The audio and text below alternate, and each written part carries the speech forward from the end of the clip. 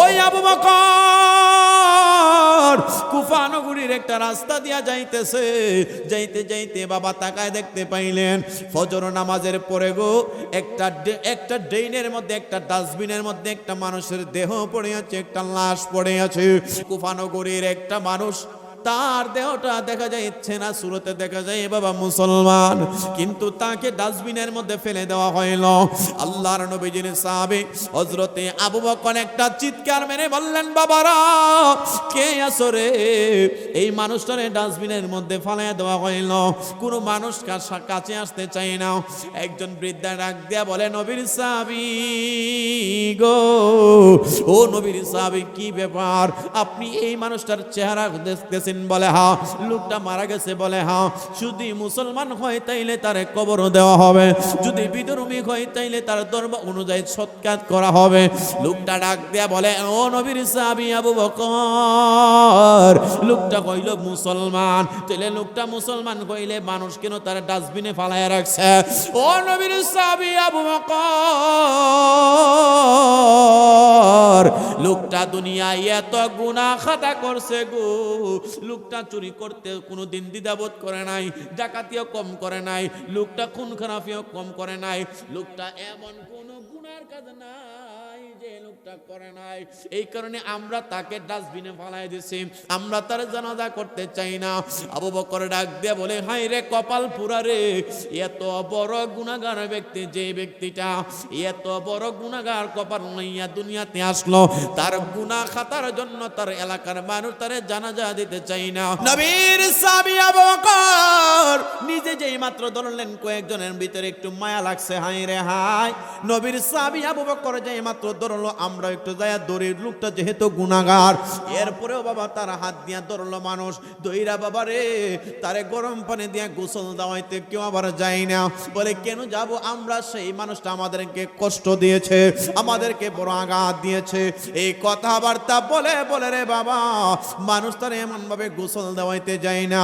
কিন্তু এক পর্যায়ে হযরতে আবু বকর সিদ্দিক রাদিয়াল্লাহু তাআলা আনহু কয়েকজনকে যেই মাত্র সুপারিশ করলেন, মানুষগণ ধরিয়া ধরিয়া তার এমন ভাবে গরম পানি দিয়ে গোসল দেওয়াইলো।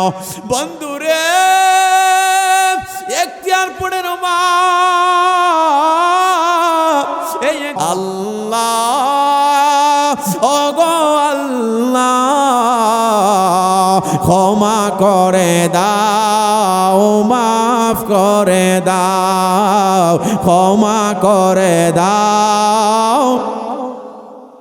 তোমাকে না দেখিয়া, নবীকে না চিনিয়া ঈমান এনেছি। ও তোমাকে না দেখিয়া, নবীকে না চিনিয়া ঈমান এনেছি। ও এসিলাই বিপদে পার করে না, ক্ষমা করে দাও, মাফ করে। ভাইরা বন্ধুরা বাবারা, আল্লাহ পাক রব্বুল আলামিন কুরআনুল কারীমের মধ্যে ডাক দিয়া বলেন, কুল্লু নাফসিন যায়িকাতুল মাউত, যাদের প্রাণ আছে মৃত্যুর পেয়ালা গ্রহণ করতে হবে। এখতিয়ার পুড়ে রে বাবা, যদি আপনাকে আমাকে লক্ষ কোটি টাকার বিনিময়ে হলেও আজরাইল আলাইহিস সালাতু ওয়াস সালামকে ফেরানো সম্ভব না। কারণ হয়েছে রে বাবা, কারণ আজরাইল আলাইহিস সালাতু ওয়াস সালাম ঘুষের কোনো ব্যবসা করে না। ও মুসলমান বাবা ভাইরা, ও মুসলমান বাবা ভাইরা, কবরে আপনাকে আমাকে যেতে হবে, সেই কবরে যাইব আপনি আমি যাব, তবে আপনার আমার ঈমান আমল নিয়ে যেতে হবে।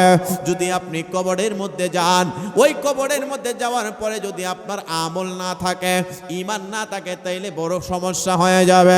আল্লাহর নবী রহমাতুল লিল আলামিন নবীজির উম্মত জানুনি কবরের মধ্যে গেলে রে বাবা, আপনাকে আমাকে কি কি অবস্থা হয়ে যাবে। নেককারদের জন্য কবরের মধ্যে এক ধরনের প্রশ্ন করা হয়, আর বদকারদের জন্য কবরের মধ্যে আরেক ধরনের প্রশ্ন করা হয়। এই আমার এখতিয়ার পড়ে রে বাবা, কবর এমন একটা ভয়ঙ্কর জায়গা, যেই জায়গার মধ্যে বাবা আপন বলতে যিনি হবেন তিনি হলো সোনার মদিনা, জোরে কন্যা সুবহানাল্লাহ, আরো জোরে বলুন আল্লাহু আকবার। বন্ধুরি আমার, কবরের মধ্যে অবশ্যই যাইতে হবে। জন্ম যেহেতু নিয়েছি আপনাকে আমাকে কবরে যেতে হবে। ওই কবর আপনার আমার জন্য নির্ধারিত, কিন্তু কবরে যাওয়ার আগে গুনাহ খাতা মাফ নিতে হবে। কবরে যাওয়ার আগে আপনার আমার জিন্দেগিটা মোটামুটি পরিষ্কার করতে হবে। আল্লাহ তাআলা কুরআনুল কারীমের মধ্যে ডাক দিয়া বলেন, ওয়ামা খালাকতুল জিন্না ওয়াল ইনসা ইল্লা লিয়াবুদুন। আমার আল্লাহ পাক রব্বুল আলামিন বলেন, আমি আল্লাহ জিন এবং ইনসানকে বানাইছি আমার ইবাদত করার জন্য। বাবা ভাইয়েরা, আপনার আমার ইবাদত করতে যাইয়া অনেক সময় বাবা গুনাহ খাতা হয়ে যায়। আমরা নামাজও পড়ি, মাঝে মাঝে আবার গুনাহ হয়ে যায়। আমরা কোরআন তেলাওয়াত করি, আবার মাঝে মাঝে গুনাহ খাতা হয়ে যায়। আমরা মাঝে মাঝে অনেক সময় নামাজ ছুটে যায়, মাঝে মাঝে মিথ্যা কথা বলে ফেলি। ও মুসলমান বাবা ভাইয়েরা, আমরা এই গুনাহ খাতা মাফ করার জন্য কোনো মেডিসিন আসেনি। জামিউল হেকায়াত নামক একটা কিতাব হয়েছে বাবা, ওই কিতাবের মধ্যে ঘটনাটুকুন পাইলাম। একজন ব্যক্তি ছিল বাবা, ওই লোকটা চুরি করত, ডাকাতি করত, খারাপ কাজ করত। ওই লোকটার জিন্দেগির মধ্যে কোনো ভালো আমল ছিল না। হযরতে আবু বকর সিদ্দিক রাদিয়াল্লাহু তাআলা আনহু, আমার নবীজির সাহাবী, আমার নবীজির জলিলুল কদর সাহাবী, ওই আবু বকর সিদ্দিক রাদিয়াল্লাহু তাআলা আনহুর মেয়েকে আমার নবীজি বিয়ে করলেন। একবার বড় করে কন্যা সুবহানাল্লাহ। হযরতে আয়েশা সিদ্দিকা রাদিয়াল্লাহু তাআলা আনহা, আমার নবীজির সাহাবী হযরতে আবু বকর সিদ্দিক রাদিয়াল্লাহু তাআলা আনহুর মেয়েকে আমার নবী বিবাহ করলেন। ওই আবু বকর সিদ্দিক তিনি বাবা চলে গেলেন ব্যবসা বাণিজ্য করার জন্য সেই কুফা নগরীর মধ্যে। কুফা নগরীর মধ্যে যেই মাত্র তিনি গেলেন, ওইখানের মধ্যে যাইয়া তিনি বাবা ব্যবসা বাণিজ্য করতেন। আমার আল্লাহ তাআলা কুরআনুল কারীমের মধ্যে ডাক দিয়া বলেন, ওয়া আহাল্লাল্লাহুল বাইআ ওয়া হারামার রিবা। জোরে বলুন আল্লাহু আকবার। আমার আল্লাহ পাক রব্বুল আলামিন কুরআনুল কারীমের মধ্যে ডাক দিয়া বলেন, আমি আল্লাহ ব্যবসারে হালাল বানাইছি, আমি আল্লাহ সুদরে হারাম ঘোষণা করেছি। বাবা দেখবেন, সুদের ওয়াজ করলে আমাদের সমাজের মানুষের মন খারাপ হয়, হয় কি হয় না? কথা কয় না, হয়নি? সুদের ওয়াজ করতে গেলে বাবা মানুষের মনটা বেজার হয়ে যায়। ও বন্ধুরে আমার, আমি বেজারের দিকে যাব না। আল্লাহ বলেন, ওয়া আহাল্লাল্লাহুল বাইআ ওয়া হারামার রিবা, আমি আল্লাহ ব্যবসারে হালাল ঘোষণা করলাম, আমি আল্লাহ সুদরে হারাম ঘোষণা করলাম।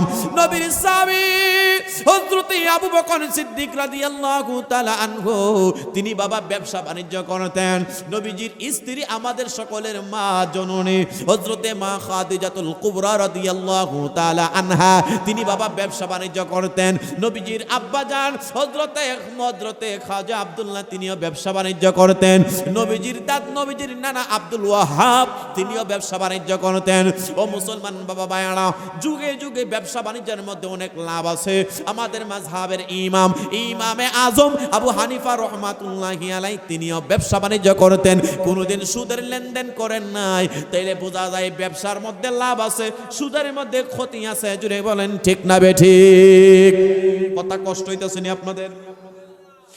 আল্লাহর নবীর সাহাবী হযরতে আবু বকর সিদ্দিক রাদিয়াল্লাহু তাআলা আনহু বাবা, তিনি চলে গেলেন কুফা নগরীর মধ্যে ব্যবসা করার জন্য। ওই ব্যবসায়িক মানুষ হযরতে আবু বকর, তিনি যেই মাত্র গেল বাবা, ওইখানের মধ্যে তিনি নামাজ আদায় করতেছে, তিনি ব্যবসাও করে। আর যে সময় আজান হয়ে যায়, তিনি নামাজের মধ্যে দাঁড়ায়া যায়। আল্লাহ তাআলা কুরআনুল কারীমের মধ্যে ডাক দিয়া বলেন, ওয়া আকিমুস সালাতা ওয়া আতুজ যাকাতা ওয়ারকাউ মা'আর রাকিঈন। জোরে বলুন আল্লাহু আকবার। আমার আল্লাহ তাআলা কুরআনুল কারীমের মধ্যে নামাজের ওয়াজ করেছেন। এক জায়গায় নয়, দুই জায়গায় নয়, তিন জায়গায় নয়, প্রায় 82 জায়গায় নামাজের ওয়াজ করেছে বাবা। হযরতে আবু বকর যখনই তিনার নামাজের সময় হয়, তিনি নামাজের মধ্যে দাঁড়াইয়া যায়। ও বাবারে, তিনি হঠাৎ করে একদিন ফজরের নামাজ পড়িয়া তিনি রাস্তা দিয়া রওনা করলেন। তিনি যখনই আজান হইতো, তখনই বাবা তিনি নামাজের জন্য দাঁড়াইয়া যাইতো। ও মুসলমান বাবা ভাইরা, প্রতিদিনের নেই তিনি যাইতেছে যাইতেছে যাইতেছে, ফজরের নামাজ পড়িয়া রাস্তা দিয়া যাইতেছে, বাবা হঠাৎ করিয়া দেখতেছে ফজরের নামাজের পরে, ওই ফজরের নামাজের পরে দেখবেন একটা ঠান্ডা আবহাওয়া হয় না? আল্লাহর নবী বলেন ফজরের সময় যে আবহাওয়াটা, ওইটা বাবা জান্নাতের আবহাওয়ার সাথে তুলনা করা হয়েছে। বাবা ফজর নামাজ পড়ে একটু এই জায়গাটার রাস্তাঘাটে বাড়ির আশেপাশে ঘোরাফেরা করবেন। হযরত আবু বকর তিনি তাসবির দানা লইয়া তিনি এমন ভাবে তেলাওয়াত করলেন, সুবহানাল্লাহ ওয়ালহামদুলিল্লাহ লা ইলাহা ইল্লাল্লাহ। এমন ভাবে তিনি তাসবির দানা লইয়া তেলাওয়াত করতে লাগলেন। ও আমার এখতিয়ারপুরের বাবারা, সারা জীবন গুনাহ খাতা করে করে করে করে করে করে পাহাড় পরিমাণ গুনাহ খাতা হয়ে গেছে গো। আপনাকে আমাকে তো মরতে হবে, এই গুনাহ খাতা তো মাফ নিতে হবে। এই মাফ নেওয়ার কোনো ওসিলা কি আপনি আমি ধরলাম কিনা? তাইলে ওয়াজটা শুনে যাও। ওই আবু বকর কুফা নগরীর একটা রাস্তা দিয়া যাইতেছে, যাইতে যাইতে বাবা তাকায় দেখতে পাইলেন ফজর নামাজের পরে গো একটা ড্রেনের মধ্যে, একটা ডাস্টবিনের মধ্যে একটা মানুষের দেহ পড়ে আছে, একটা লাশ পড়ে আছে। আমি আপনাদের কাছ থেকে জানতে চাই, আপনাদের এলাকার মধ্যে কোনো মানুষ যদি মারা যায় বাবা গো, একটা মানুষ বিষ খায়া ফাঁসি লাইগা মারা গেলেও আপনারা তাদেরকে জানাজা দেয় কে দেয় না? কথা কয় না, দেয় না বাবা। ফাঁসি লাইগা মারা গেলে, বিষ খায়া মারা গেলেও আমরা তাদেরকে জানাজা দেই বাবা।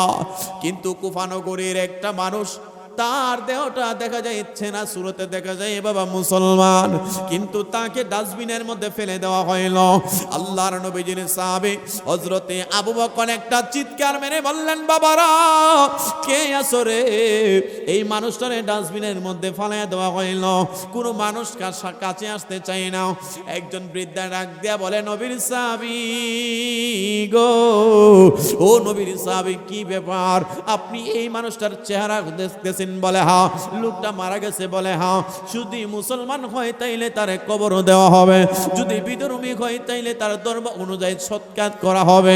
লোকটা ডাক দেয়া বলে, ও নবীর সাহাবী আবু বকর, লোকটা কইল মুসলমান। তাইলে লোকটা মুসলমান কইলে মানুষ কেন তার ডাস্টবিনে ফালায় রাখছে? ও নবীর সাহাবী আবু বকর, লোকটা দুনিয়ায় এত গুনাহ খাতা করছে গো, লোকটা চুরি করতে কোনো দিন দ্বিধাবোধ করে নাই, ডাকাতিও কম করে নাই, লোকটা খুন খারাপিও কম করে নাই, লোকটা এমন কোনো গুনার কাজ নাই যে লোকটা করে নাই। এই কারণে আমরা তাকে ডাস্টবিনে ফেলাই দিছি, আমরা তার জানাজা করতে চাই না। আবু বকর ডাক দিয়ে বলে, হাই রে কপাল পুরা রে, এত বড় গুনাহগার ব্যক্তি, যে ব্যক্তিটা এত বড় গুনাহগার কপাল লইয়া দুনিয়াতে আসলো, তার গুনাহ খাতার জন্য তার এলাকার মানুষ তারে জানাজা দিতে চাই না। আমি আপনাদের কাছ থেকে জানতে চাই, তাইলে আপনার এলাকায় যদি কোনো ব্যক্তি মারা যায়, লোকটা গুনাহগার হইলেও তো আমরা তারে জানাজা দেব। জোরে কোন ঠিক কিনা? আবু বকর কয়, হায় হায় হায় কপাল পুরা রে, এমন কি গুনাহ করলি যে গুনার কারণে মানুষ তোরে জানাজা দেয় না? কিন্তু এইটার মূল কথা হচ্ছে সারমর্ম, লোকটা এমন একটা আমল করছে যে আমলের কারণে আল্লাহ তারে ওলি বানাই দিছে। আরো জোরে বলেন। রাত্রে 12টার পরে গজল গাজল গাইলে মাঠ জমে। আমি গামু বাবা, তবে আমার মনে হইতেছে একটু কবর সম্পর্কে একটু কথা বলতাম। বাবা আমাদের গুনাহ খাতা মাফ করার দরকার আছে না? কথা কয় না, এই জোরে বলেন না। এখতিয়ারপুরে নতুন আসছে আমার বন্ধুর মাধ্যমে, যারা দাওয়াত করছে, দুই একটা কথা তো হালাল কথা বইলেও তো খাওয়ানটা জায়েজ করতে বোনানি। কথা কয় না বাবা। নবীর সাহাবী আবু বকর তিনি চিন্তা করলেন, হায় রে হায়, পাপিষ্ট মানুষ কত গুনাহ খাতা করলা রে, তোমার গুনাহ খাতার কারণে মানুষ তোমার ডাস্টবিনে ফালাই দিছে, কেউ তোমার থেকে জানাজা দিতে চায় না। নবীর সাহাবী আবু বকর বাবা নিজের হাতে বাবা সেই মানুষটারে ধরলেন। মুসলমান যেহেতু জানাজার নামাজ ফরজে কিফায়া পড়তে হবে, নাইলে তারে গুনাহ হবে। ওই নবীজির সাহাবী আবু বকর নিজে ধরতে যায়, কোনো মানুষ ধরতে যায় না, কোনো মানুষ চাই না, কারণ মানুষের অন্তরে কষ্ট দিয়ে ফেলা হয়েছে। আল মুসলিমু মান সালিমাল সালিমাল মুসলিমুনা মিন লিসানিহি ওয়া ইয়াদিহি। বাবা গো, দেখবেন আপনার জবান এবং হাত দ্বারা যেন অপর মুসলমান কষ্ট না পায়। আল্লাহ নবী নিষেধ করেছে বাবা রে, ও মুসলমান বাবা ভাইরা রে।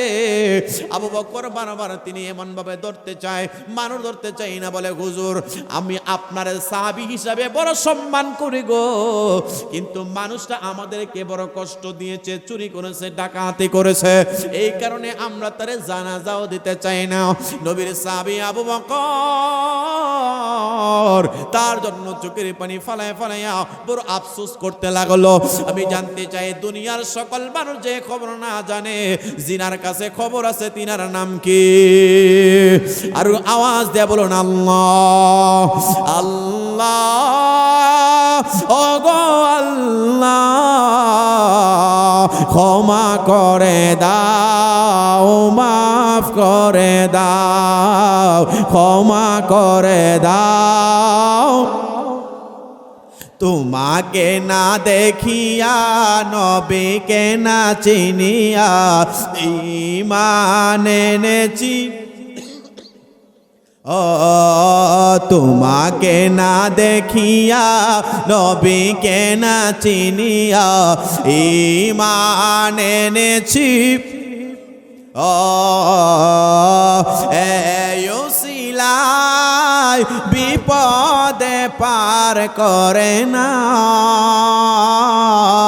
ক্ষমা করে দাও, মাফ করে। বাবা গভীর মনোযোগ দিয়ে শুনো রে, এই পাগলাটার কাহিনী কি হইল? নবীর সাহাবী আবু বকর নিজে যেই মাত্র ধরলেন, কয়েকজনের ভিতরে একটু মায়া লাগছে, হাই রে হাই। নবীর সাহাবী আবু বকর যেই মাত্র ধরলো, আমরা একটু যায়া ধরি, লোকটা যেহেতু গুনাহগার, এরপরেও বাবা তার হাত দিয়া ধরলো মানুষ, দইরা বাবা রে তারে গরম পানি দিয়া গোসল দেওয়াইতে কেউ আবার যায় না। বলে কেন যাব আমরা? সেই মানুষটা আমাদেরকে কষ্ট দিয়েছে, আমাদেরকে বড় আঘাত দিয়েছে। এই কথাবার্তা বলে বলে রে বাবা মানুষ তার এমন ভাবে গোসল দেওয়াইতে যায় না। কিন্তু এক পর্যায়ে হযরত আবু বকর সিদ্দিক রাদিয়াল্লাহু তাআলা আনহু কয়েকজনকে যেই মাত্র সুপারিশ করলেন, মানুষগণ ধরিয়া ধরিয়া তার এমন ভাবে গরম পানি দিয়ে গোসল দেওয়াইলো। বন্ধুরে এখতিয়ার পড়ে রমা, এই এখতিয়ার পড়ে গো, নতুন শাড়ি বেনারসি পরিয়া তুমি এখতিয়ার পারে ঘুরে ঘুরে ঘুমাইলা। মা গো তাকবীর দে, নারায়ে তাকবীর, নারায়ে রিসালাত।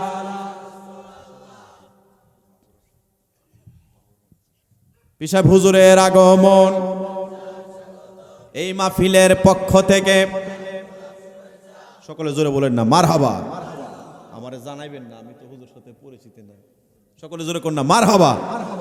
পিসাব হুজুর আইছে, আপনারা খুশি না বেজার? আরো জোরে বলেন খুশি না বেজার? আজকের মাহফিলের প্রধান অতিথি। তোমরা স্লোগান টোগান দিবা না হুজুর, এমনি বলতেছে যে 40-এর ভিতরে 10 মিনিটের ভিতরে শেষ করার জন্য। আমি এখানেই শেষ করে দিচ্ছি, কারণ পীর সাহেব হুজুরে বসে থাকবে, এখানে আমি কথা বলবো, আমার কাছে একটু বেয়াদবি মনে হইতেছে। কারণ হচ্ছে আমারে বলা হয়েছিল যে 10টায়, হঠাৎ করে বলছে হুজুর 9টায়। আমি 9:30টায় উপস্থিত হয়েছি, আমি কিন্তু ঘরে ঘুমাই। তো যাই হোক, আমি আর পীর সাহেব হুজুরের ইজ্জতে সম্মানে হুজুর বসে থাকবে, এটা আমার কাছে বেয়াদবি মনে হবে। মালিক যদি কখনো আবার আপনাদের এলাকায় আনায়, ইনশাল্লাহ আমি প্রাণ ভরে ওয়াজ করব। আর সর্বশেষ একটা কথা আপনাদের কাছে থাকবে, মৃত্যু যেহেতু আপনার আমার সামনে আছে, জোরে বলেন কি আছে? আরো জোরে বলেন, মৃত্যু যেহেতু আপনার আমার সামনে আছে, তাহলে মৃত্যুর কিছু মাল সামান নেওয়া দরকার আসেনি? জোরে বলেন আছে। মৃত্যুর মাল সামান নিতে গিয়ে আপনাকে আমাকে কি করতে হবে? আমল করতে হবে। এটা কি নবী সাইরা না নবী দইরা? জোরে বলেন নবী সাইরা না দইরা? নবী সাইরা না দইরা ধরতে হবে। সারা রাত্র আপনারা মাছ মারলেন, ডুলার তলা ভাঙ্গা, মাছ থাকবো নি? কথা বলেন না, থাকবে না। তদ্রূপ ভাবে লা ইউমিনু আহাদুকুম হাত্তা আকুনা আহাব্বা ইলাইহি মিন ওয়ালিদিহি ওয়া ওয়ালাদিহি ওয়ান নাসি আজমাইন। ততক্ষণ পর্যন্ত ঈমানদার হতে পারবে না যতক্ষণ পর্যন্ত আমার রাসূলকে সকল কিছুর চাইতে বেশি ভালো না বাসবো। জোরে কন্যা সুবহানাল্লাহ। আমার এখতিয়ারপুরের মানুষ, আমার এতটুকুনই আমার কথা থাকবে, আল্লাহ তাআলা যেন আপনাকে আমাকে নবী সিন্না রসুল সিন্না যেন ইবাদত করি, রসুল চিনে চিনে যেন আমরা নামাজ রোজা করি, আমরা যেন ইয়াজিদি মুসলমানের মতো না হয়। আমরা কি না হয়, জোরে কয় না, কথা কয় না, ইয়াজিদি মুসলমানের মতো না হয়। আল্লাহ রাসূল বলে গেছেন একটা সময় দাজ্জালে জান্নাত বিক্রি করব, বলছে না, কথা বলে শুনেন না আপনারা, একটা সময় দাজ্জালে জান্নাত বিক্রি করব। তা আমাদের দেশে একদল আছে, তারা এই বলে জিন্নাত বিক্রি করে, আসেনি লেবাসদারি। এটা কি লেবাসদারি? আল্লাহ রাসূলের হাদিস শরীফ তো সত্য, কথা কয় না, নবীজির হাদিস শরীফ সত্য না? তাহলে লেবাস দিয়া, দাড়ি আছে, টুপি আছে, পাগড়ি আছে, সব আছে, এই লেবাস দিয়া ধর্মরে ব্যবসা করে, জান্নাত বিক্রি করে। নাউজুবিল্লাহ বলেন না। আমরা সুন্নিরা কিন্তু আর যাই হোক, সুন্নিরা মোমবাতিতে বুট দিলে আপনি জান্নাত পাবেন, এইরকম কথা বলে, এইরকম কথা কি বলে? এটা বুট আপনারা যারাই দেন, এটা আপনার আমানত। কিন্তু সুন্নি, আমরা যারা সুন্নি, নিজেকে আহলে সুন্নাত ওয়াল জামাআত দাবি করি, আমাদের কোন দল পূর্বেও না, বর্তমানেও না, ভবিষ্যতেও না, কোন ব্যক্তি সুন্নি যারা, তারা কোনোদিন এই কথা বলবে না যে তোমরা সুন্নিয়তে ভোট দিলে এটা জান্নাতে টিকিট পাইবা, এই কথা বলবে? বলে না, এটা বলবেও না। এবং বাবা জান্নাত যদি একটা বুটের, দেখেন আমি কিন্তু কারো পক্ষপাতিত্ব করি না, যদি একটা বুটের কারণে আপনি জান্নাত কনফার্ম হয়, তাহলে কি নামাজের দরকার আছে? এত এই যে কয়দিন আগে ঠান্ডায় তো মানুষ মারাও গেছে, হুজুর মারা গেছে না, অনেক জায়গায় মানুষ মারা গেছে ঠান্ডায়। এই যে উত্তরবঙ্গে আমরা তো মাহফিল করতে যাই, উত্তরবঙ্গে দক্ষিণবঙ্গে নিউজ দেখবেন মানুষ মারা গেছে ঠান্ডার কারণে। একটা বুটের কারণে যদি আপনি জান্নাত পাবেন, নামাজের দরকার আছে? সেজদার দরকার আছে? এত কষ্ট করে এত টাকা খরচা করে আপনি হজ করতে যাবেন, দরকার আছে? এটা হচ্ছে রাসূলুল্লাহর বাণী। রাসূলুল্লাহর বাণী তো সত্য হবে, চিরন্তন সত্য। আমার একদল উম্মত তারা লেবাসদারি হবে, তারা জান্নাত বিক্রি করবে, ফলসেনি কথা, কথা বলেন না। আপনার আমানত বুট চালাই দিবেন, কিন্তু এখানে বুট দিলে যে জান্নাত কনফার্ম হবে, বোঝা গেল এটা রাসূলুল্লাহর জবান মুবারকের সেই বাণী মুবারকটা প্রমাণ হয়ে গেছে। জুড়ে বলেন ঠিক কিনা? এই কঠিন সময়ে আপনাকে আমাকে ঈমান নিয়ে যেতে হবে, ঈমান নিয়ে কবরে যেতে হবে। বলে কেমনে যাব? আমরা যেন নবী সিন্না যাইতে পারি। ইয়াজিদির মধ্যে ইমাম হুসাইনকে শহীদ করার মধ্যখানে 4000 কোরআনের হাফেজ ছিল। কয় হাজার? 4000। কিন্তু বাবা এরপরে তো তারা জাহান্নামী। নবীজির পিছনে আব্দুল্লাহ ইবনে উবাই, ওই লোকটা নবীজির পিছনে নামাজ পড়াও যদি মুনাফিকের তবকায় নাম লেখাইতে পারে, তাহলে আপনারা আমার ঈমান কই আছে? আয় হায় হায় বাবা, এই জন্য সর্বশেষ আমার কথা, যেহেতু আল্লাহ পাক রব্বুল আলামিন যদি আমাকে আবার সুযোগ করে, যদি আল্লাহ আমাকে কবুল করে, আবার ইনশাআল্লাহ প্রাণ ভরে ওয়াজ করব। তবে সর্বশেষ কথা, নামাজ পড়বেন, রোজা করবেন, সবকিছু করবেন নবীজিরে মাইন্না, নবীজিরে রাজি খুশি কইরা। আল্লাহ তাআলা আমাদের সকলকে বোঝার তৌফিক দান করেন। আমার কথাবার্তায় আচরণে যদি আমি কিন্তু বাবা 9:30 আসছি না, 9:30 কিন্তু আমি আসছি। যাই হোক, আল্লাহ পাক রব্বুল আলামিন আমাকেও কবুল করেন। আল্লাহ পাক রব্বুল আলামিন আজকের এই মাহফিলের আয়োজক যারা রয়েছেন সকলকে কবুল আর মঞ্জুর করেন। পাশাপাশি আমাদের গুনাহ খাতা আল্লাহ মাফ করেন। কবরবাসী যারা আছেন আল্লাহ সকলকে এই মাহফিলের উসিলায়, হুজুর কেবলার পিসাব হুজুর কেবলার উসিলায়, মাহফিলের সকলের উসিলায় আল্লাহ তাআলা যেন কবরবাসীর গুনাহ মাফ করেন। জোরে বলেন আমিন। চলে ডাইকা ইয়াসেন মুসা নবী তোর পাহাড়ে গেলেন চলে, মাওলার নোরে পাহাড় গজলে, মাওলার নোরে পাহাড় জলে, মুসা নবী জলে না। মারহাবা আল্লাহ আল্লাহ আল্লাহ, তুই আমারে ডাক রে বান্দা, তুই আমারে ডাক। মারহাবা আল্লাহ আল্লাহ আল্লাহ।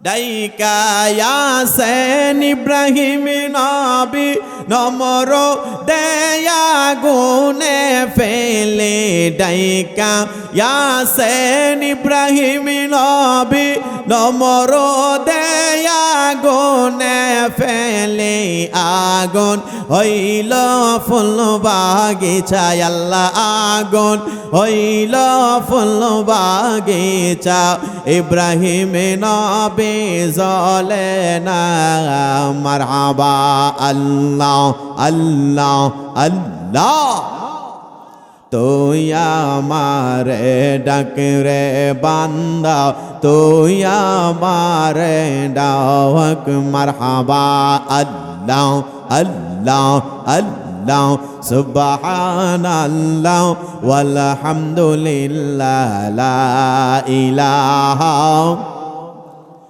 লা ইলাহা ইল্লাল্লাহু মুহাম্মাদুর রাসূলুল্লাহ সকলে পড়ুন সাল্লাল্লাহু তাআলা আলাইহি ওয়াসাল্লাম। বাবারা মাইকের সাউন্ডটা আরেকটু মিষ্টি করেন, সামান্য একটু বক্সটা দেন সামান্য। আজকে এখতিয়ারপুর ভাই বন্ধু যুব সংগঠনের উদ্যোগে জামাই তো হইছে মুজিবুর রহমান ভাই আর জিলুর রহমান ভাই হইছে বাইগনা মারহাবা কয় না। প্রতি মাহফিলের এক একজন এক একটা মাহফিলের প্রধান অতিথি, কিন্তু কেউ মেয়ে বিয়া দেওয়ার কারণে ফাইলেছেন জামাই, আবার কেউ বাইগনা হওয়ার কারণে মামা হওয়ার কারণে ফাইলেছেন বাইগনা মারহাবা কইতেন না। কিন্তু এক একজন উলামায়ে কেরাম কিন্তু এক একটা মাহফিলের প্রধান অতিথি হয়, কথা কয় না। যাই হোক, আল্লাহ তাআলা উনাদের হায়াতের মধ্যে বরকত দান করুন, জোরে বলেন আমিন। বিশেষ করে আরো দিগার উলামায়ে কেরাম রয়েছেন আমার বন্ধুবর হযরত মাওলানা কারি দিদার হুসাইন সানিহি সাহেব বারাকাল্লাহু তাআলা ফি হায়াতিহি, হযরত মাওলানা কারি মুজাহিদুল ইসলাম সাহেব, হযরত মাওলানা হাফেজ আলী আহমদ সাহেব, হযরত মাওলানা হাফেজ নুকান আহমেদ সাহেব, হযরত মাওলানা মুখলিসুর রহমান সাহেব, হযরত মাওলানা লুৎফুর রহমান সাহেব, হযরত মাওলানা কারি উসমান আহমেদ সাহেব, হযরত মাওলানা হাফিজ রহমান সাহেব। আমন্ত্রিত অতিথিবৃন্দ রয়েছেন হযরত মাওলানা আলহাজ নৌসাদ মেম্বার সাহেব, এম এ রৌফ মেম্বার সাহেব, জনাব মোহাম্মদ করম আলী সাহেব, হযরত মাওলানা পরিচালনায় রয়েছেন হযরত মাওলানা কারিম মাজিদুর রহমান সাহেব, হযরত মাওলানা রুকন মুন্সি সাহেব, সৌজন্যে আরিফুল ইসলাম লাবিন সাহেব। দিগার ওলামায়ে কেরাম কেউ নাম আর বাদ দিছি না, কাটটা সারম কাটটা ধরুন। আল্লাহ তাআলা সকল উলামায়ে কেরাম যারা অতিথিবৃন্দ সহ আমরা যারা উপস্থিত রয়েছি, পাশাপাশি মহিলা যারা রয়েছেন, আল্লাহ তাআলা সকলের হায়াতের মধ্যে বরকত দান করুন, জোরে বলেন আমিন। আরেকটু আস্তে বলেন আমিন। বাবা আমাকে বলছে কমিটি যে একটু মেরাজের ওয়াজ করার জন্য। অলরেডি মেরাজের ওয়াজ কিছু হইছে না, কথা কয় না, হইছে। বাবা মেরাজের ওয়াজ যেহেতু সামনে মেরাজ আমাদের সামনে আছে, মেরাজের কথাও মাঝে মাঝে হবে। আমার মনে হইতেছে একটু কবর নিয়ে যাইতাম। কাটা কাটা মরতেন না, হাত তুলেন মাশাআল্লাহ। পাশে কবর না, এটা কাটা কাটা মরতেন না, তুলেন, মরতেন না। পাশে একটা বিশাল বড় গোরস্থান আছে। আল্লাহ পাক রব্বুল আলামিন আজকের এই মরতেন না, আজকের এই এখতিয়ারপুরের মাহফিলের উসিলা করিয়া কবরবাসীকে আল্লাহ মাফ করেন, একবার মহব্বতে বড় করে বলেন আমিন। আর একটু জোরে বলেন আমিন। পাশাপাশি আমরা যারা দুনিয়াতে বেঁচে আছি, আল্লাহ আমাদেরকে আজকের ওয়াজের উসিলায় আল্লাহ আমাদেরকে মাফ করেন, বলেন আমিন। আর একটু জোরে বলেন। বক্সটা কি আমার কানে দেওয়া যায়নি, সাউন্ড আমি পাইতাছি না, আর একটু কোন চেক করে দেন বাবা। যেহেতু মেরাজ সম্পর্কে বলা আছে, আমি শেষের দিক দিয়ে একটু মেরাজে যাব, যেহেতু বিস্তারিত আলোচনা হয় নাই। কবর সম্পর্কে আমার মনে হইতেছে যেহেতু মিডিয়া হবে, সেহেতু অনেক লক্ষাধিক মানুষের কাছে পৌঁছাতে পারে, ডিজিটাল যুগ। বাবা সর্বপ্রথম আমরা সেই মালিকের দরবারে শুকরিয়াতান আওয়াজ করে বলি আলহামদুলিল্লাহ। রাত্র প্রায় 12টা, আমাদের ফজর নামাজের পড়তে হবে, আমাদের সেই চিন্তা করে ওয়াজটা করতে হবে, ঠিক কিনা বলেন। আল্লাহ পাক রব্বুল আলামিন কুরআনুল কারীমে চমৎকার ভাষায় ডাক দিয়েছেন, কুল্লু নাফসিন যা, জুড়ে বলেন কুল্লু নাফসিন যা। যাদের প্রাণ আছে মৃত্যুর পেয়ালা গ্রহণ করতে হবে, যাদের প্রাণ নাই তাদের মরণ নাই। বাবা, মৃত্যুর পেয়ালা গ্রহণ করতে হবে কাদের? শুধু মানুষদের না, যাদের প্রাণ আছে তাদের মৃত্যুর পেয়ালা গ্রহণ করতে হবে। অর্থাৎ জন্ম যেহেতু হয়েছে, মৃত্যু অবধারিত। কথা বলেন, কথা বলেন। সেই জন্য আমাদের সর্বদাই কবরের কথা চিন্তা করতে হবে বাবা। সেই জন্য আসুন আমরা একটু আলোচনার মধ্যে যাই। আল্লাহ পাক রব্বুল আলামিন যাহা আলোচনা আমার জবান দিয়ে হবে, আমি সহকারে আমল করার তৌফিক দান করুন। জোরে বলেন আমিন। আর একটু জোরে বলেন আমিন।